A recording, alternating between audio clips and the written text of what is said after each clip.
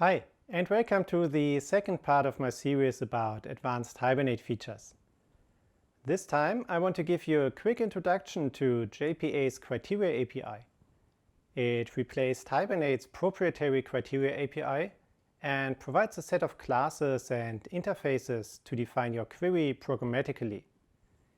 This is especially helpful if you have to define your query based on user input, like a set of complex search parameters.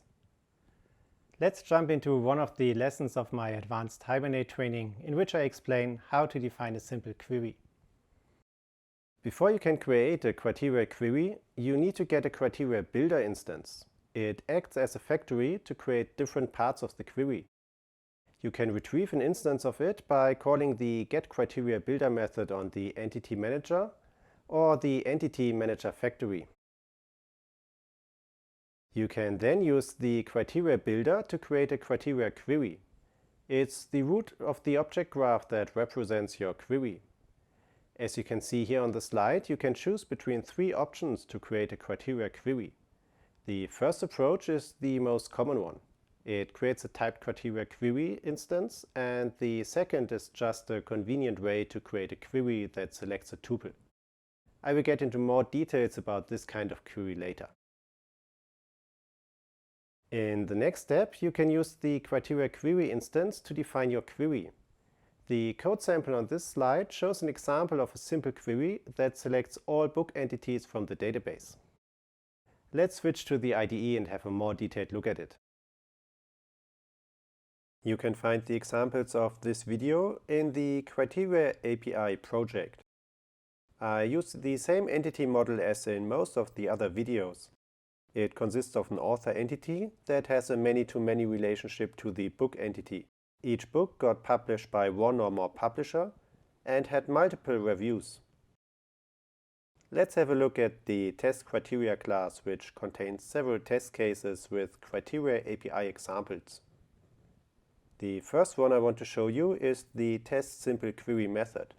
It creates and executes a simple criteria query and uses the same code as I showed you on the last slide. I first call the getCriteriaBuilder method on the entity manager to get an instance of the criteria builder. Then I create a typed criteria query that will return a book entity. It is the root of the object graph that represents the query.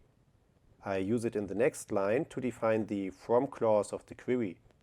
In this example, it's just the book entity. I will show you how to join multiple entities in another example. In the next step, I define the select clause of the query. This time I want to select book entities. That's all you have to do to define a simple criteria query. The last four lines define a query that selects all book entities from the database. I now provide the criteria query to the createQuery method of the entity manager and execute it. The createQuery method returns a query interface, which is the same as when you create a JPA query. You can also use it in the same way if you want to set bind parameter values or define pagination.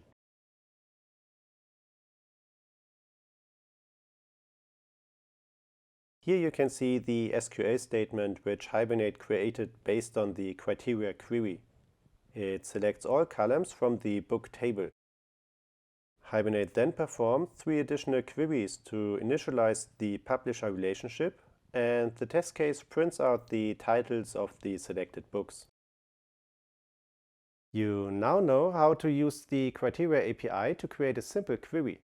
But you obviously want to do more than just selecting all entities. In the rest of this video, I will show you more features of the Criteria API and how you can use them to create more complex queries. One thing you will need in almost all queries is the where clause.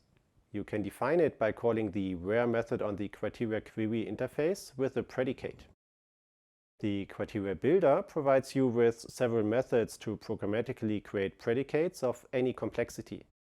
But be careful, complex predicates are extremely hard to read, so better add a few comments while you still know what you have done. The predicate in this example compares the value of the ID attribute with the value of the named bind parameter book ID. The definition of the bind parameter looks different to the definition in a JPQL query, but besides that, there's no difference. You define them by calling the parameter method on the criteria builder and set their value by calling the setParameter method on the query interface. Hibernate will then take care of the type handling, escape values if necessary, and has the option to apply additional performance optimizations. This example extends the simple query from the previous test case with a where clause so that it returns only the book entity with a given ID. You already know these 4 lines from the previous example. They create a criteria query that selects book entities from the book table. The next 2 lines are new. The first one defines a bind parameter with name book ID. I use it in the following line to add a where clause that compares the ID of the book entity with the value of the bind parameter. As you can see, the criteria builder acts as a factory to create the bind parameter and to create the equal predicate. It also provides more methods to combine multiple predicates via and or, and to create other kinds of predicates. In this example, I just want to select the book entity with a certain ID. The criteria query is defined now, and I provide it to the createQuery method of the entity manager to get a query instance. I now need to provide the value of the bind parameter before I can execute the query. The entity manager returns the same query interface for criteria queries as for JPQL queries. You can therefore set the value of the bind parameter in the same way for both kinds of queries.